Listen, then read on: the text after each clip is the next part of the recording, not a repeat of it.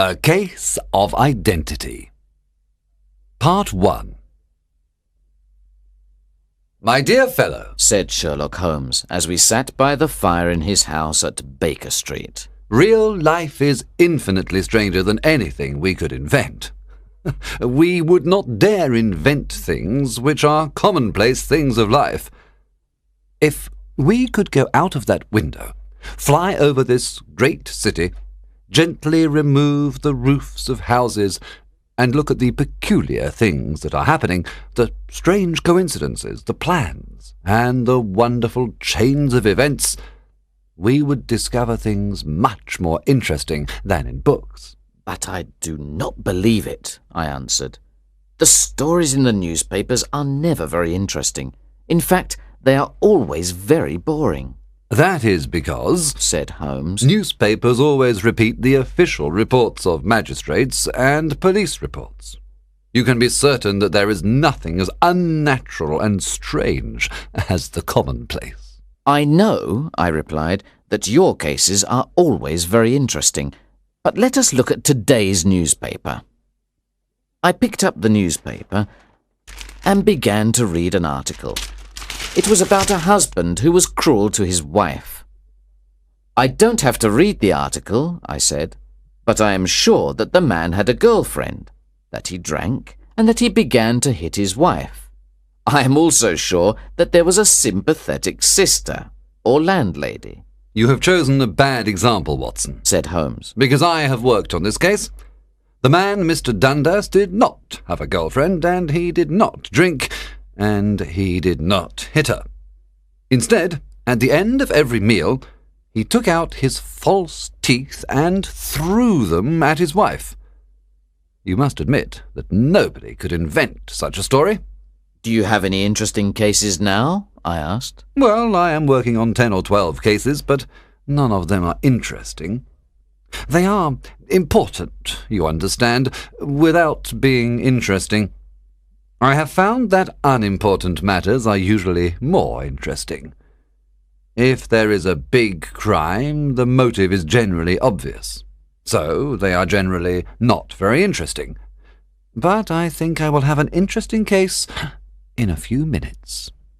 Holmes was standing at the window and looking down at the dull, grey London streets. There was a woman standing in the street. She was moving her hands nervously. It was obvious that she could not make up her mind. Then suddenly she ran across the road and rang Holmes's doorbell. "I know those symptoms," said Holmes. "When a woman hesitates like that on the pavement, it means that she has a love problem. She wants help, but she thinks that her problem is too delicate to communicate. But when a woman does not hesitate and rings the doorbell hard, it means she was seriously wronged. In this case, this woman is confused and perplexed, and wants an explanation." As Holmes was speaking, the servant announced Miss Mary Sutherland. She was a large woman. She wore a hat with a red feather, a black jacket, a dark brown dress, and grey gloves. She also wore small, round gold earrings. When Holmes saw her, he said, "Isn't it difficult for you to type with such bad eyesight?" "I thought so at first, Miss Sutherland replied. but now I can type without looking at the keys." Then she looked surprised and frightened when she understood that Holmes already knew so much about her. "How do you know that?" asked Miss Sutherland. "It is my business to know things," said Holmes, laughing. "If I could not see these things, why would people come to me? In any case, I can see the marks of the glasses on your nose." "I have come here She said. because I want to know where Mr. Hosmer Angel has gone." "Why did you come here in such a hurry?" asked Holmes. Once again, Miss Sutherland looked very surprised. Holmes then explained that her boots were not the same, and that they were not completely buttoned. "Yes, I did hurry out of the house because I was angry at Mr. Windybank, that is my father, He did not want to ask the police about Mr. Angel. He said that nothing bad had happened. This made me angry, so I came here to see you." "Your father?" said Holmes. "He must be your stepfather, because his surname is different from yours." "Yes, my stepfather. I call him father, even though that seems strange to me. You see, he is only 5 years older than me." "And is your mother alive?" asked Holmes. "Oh, yes, mother is alive and well. Answered Miss Sutherland. But I was not happy when she married Mr. Windybank so soon after father died.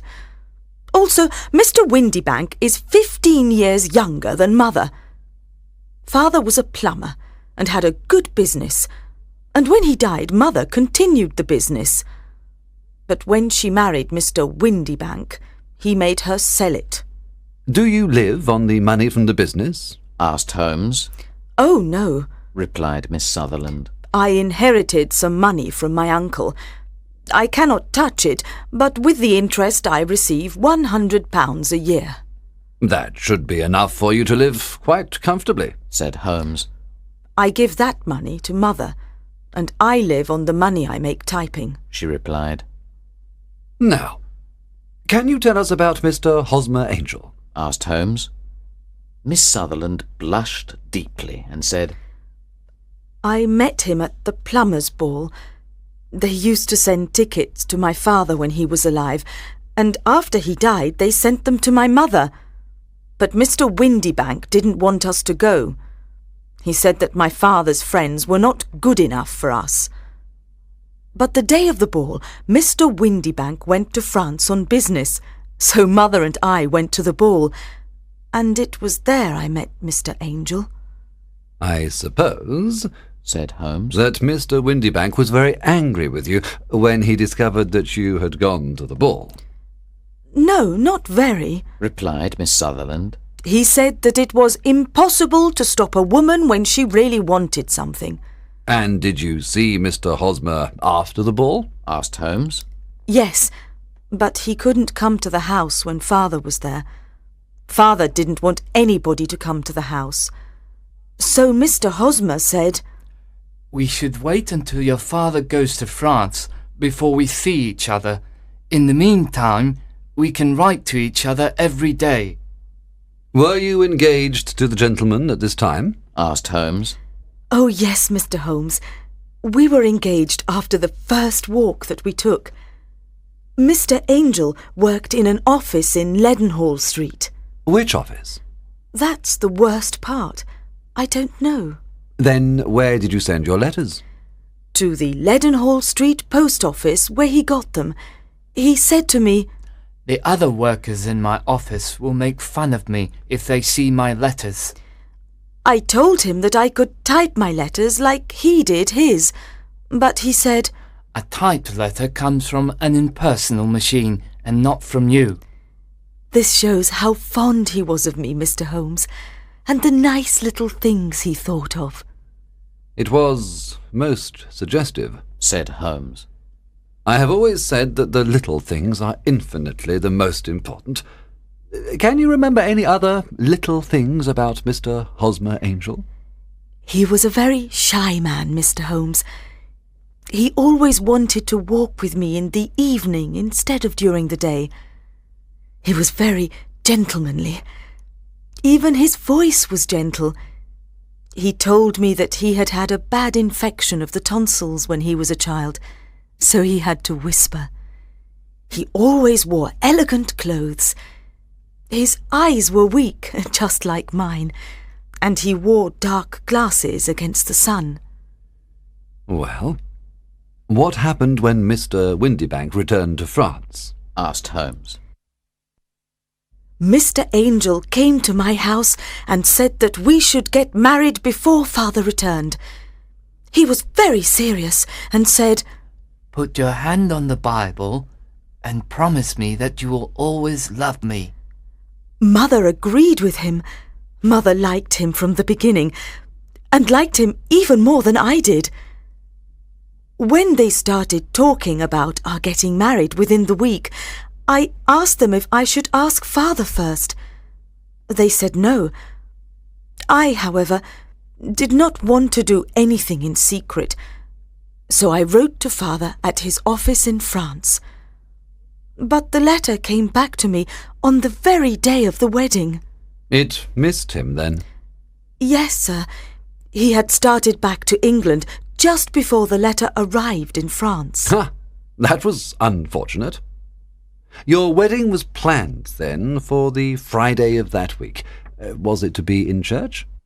Yes, sir, but very quietly. On the day of the wedding, Hosmer came in a hansom to take Mother and me to the church.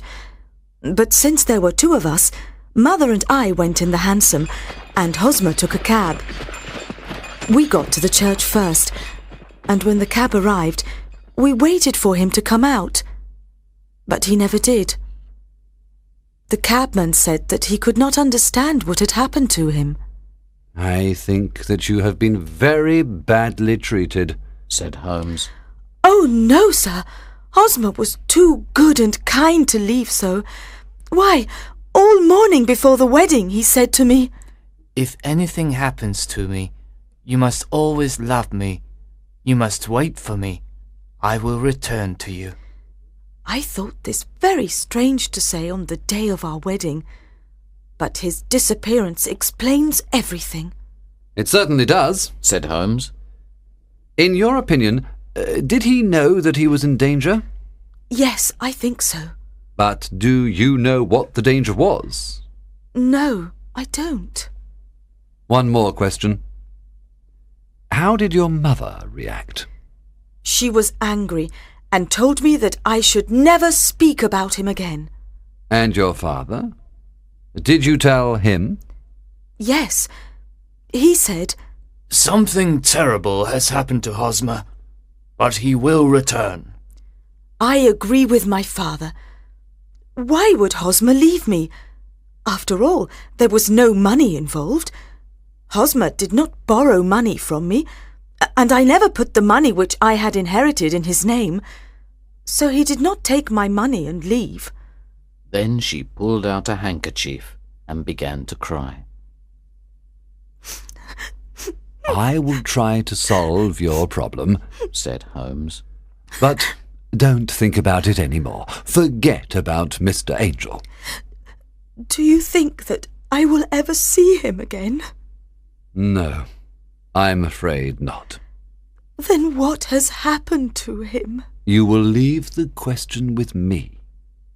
Now, I need some of Mr. Angel's letters, a good description of him, and also your father's address. I never had Mr. Angel's address, said Miss Sutherland. But here is Mr. Windybank's address. He works for a wine importer.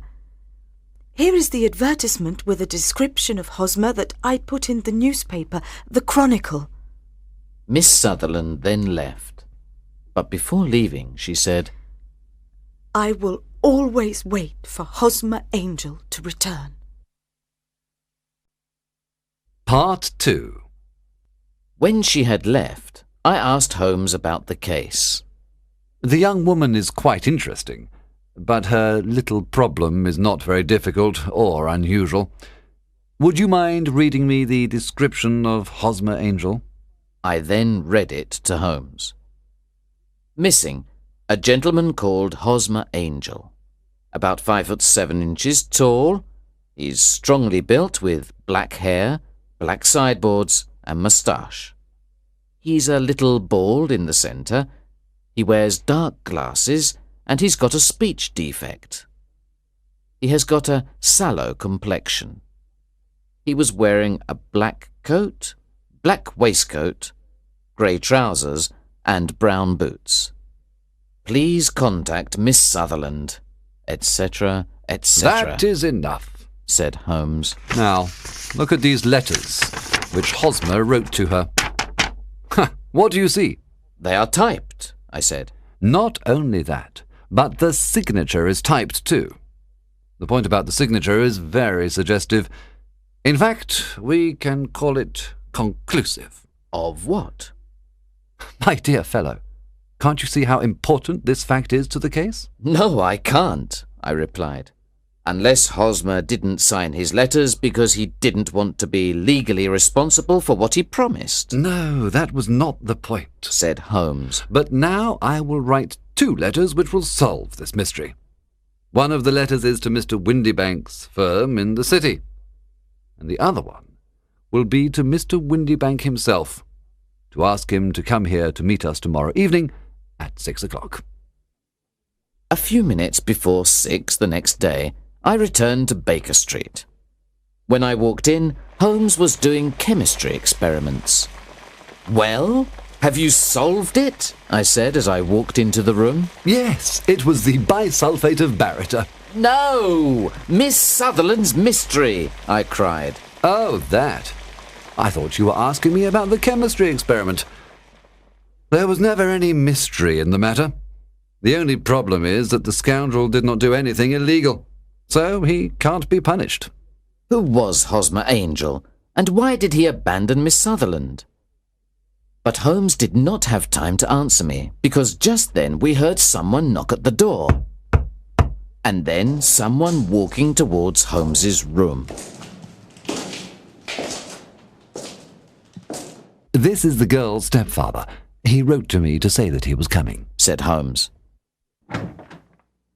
The man who entered the room was a strongly built fellow without sideboards or moustache, with a sallow complexion, and he looked at us with a pair of penetrating grey eyes.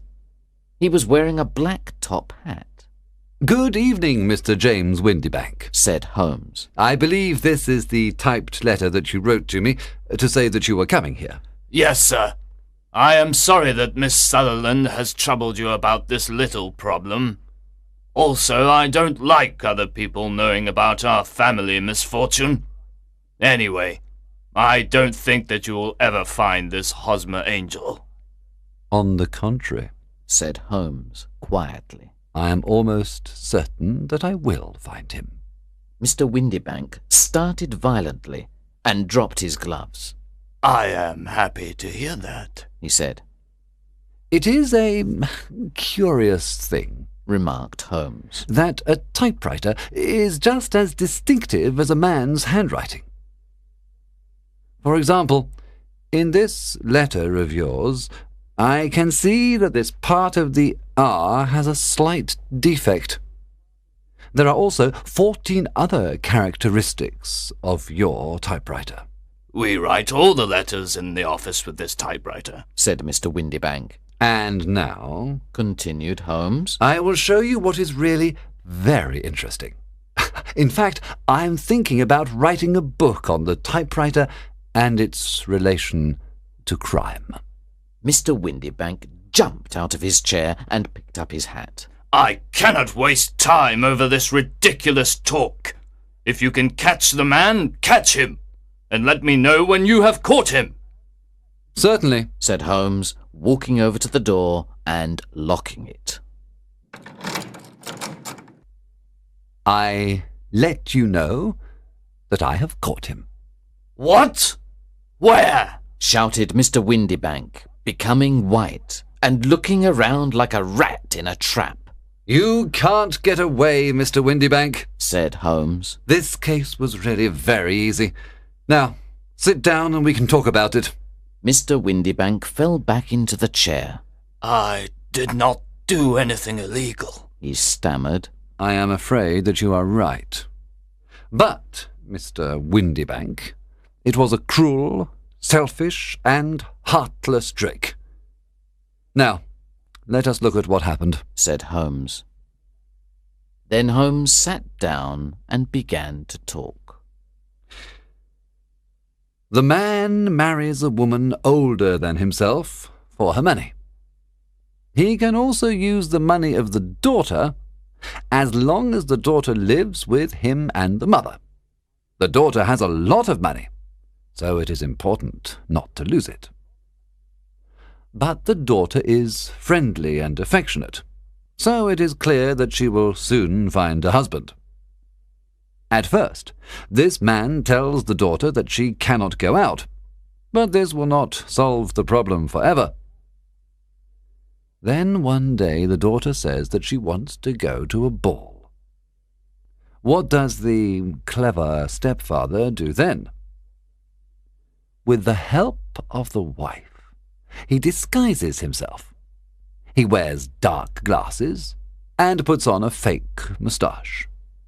Then he changes his voice and speaks very softly. He is even more certain that his plan will work, because the girl is short-sighted. Then, at the ball, this man keeps away other lovers by becoming the girl's lover himself. It was just a joke at first, groaned Mr. Windybank. We didn't think that the girl would fall in love.